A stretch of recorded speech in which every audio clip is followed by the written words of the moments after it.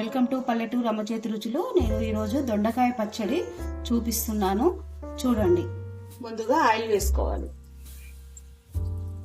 Oil వేడెక్కిన తర్వాత మిరపకాయ, ధనియాలు, జీలకర్ర, కొంచెం శనగపప్పు,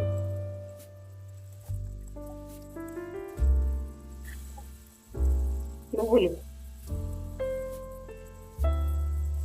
తొందరగా వేగుతాయి కాబట్టి కొంచెం లాస్ట్ వేయాలి. ఇవన్నీ వేగినాయి, ఇవి పక్కన పెట్టుకున్నాము. మళ్ళీ అదే బాండి పెట్టి ఆయిల్ వేసుకున్నాము. ఈ దొండకాయ ముక్కలు వేసుకున్నాం.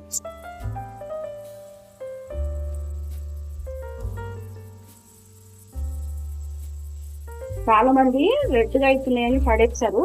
ఇవి టేస్ట్ మంచిగా పులుపులుగా టేస్ట్ బాగుంటాయి. దొండకాయలు ఎప్పుడు రెడ్గా అయినా కానీ చట్నీ వేసుకోండి, చాలా బాగుంటుంది. కొంచెం ఉప్పు వేసి మగ్గిస్తున్నాం దొండకాయ.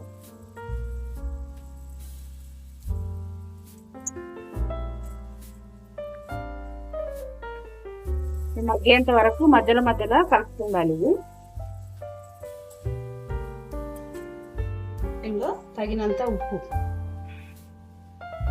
ఎల్లిపాయలు, కొత్తిమీర, ఇది మెత్తగా గ్రైండ్ చేసుకుందాం.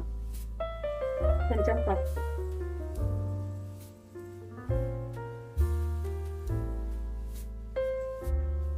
దొండకాయల మధ్యని స్టవ్ ఆఫ్ చేసుకుందాం.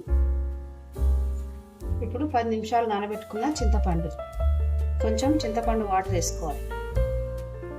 ఇది మెత్తగా గ్రైండ్ అయినాక దొండకాయ ముక్కలు వేసుకోవాలి. మెత్తగా కాకుండా మరి దొడ్డుగా కాకుండా ఈ రకంగా రుబ్బుకోవాలి. పచ్చళ్ళకు పోసి వేసుకున్నాం. జీలకర్ర, ఆవాలు, కొంచెం పప్పు, ఎండుమిర్చి, కరివేపాకు,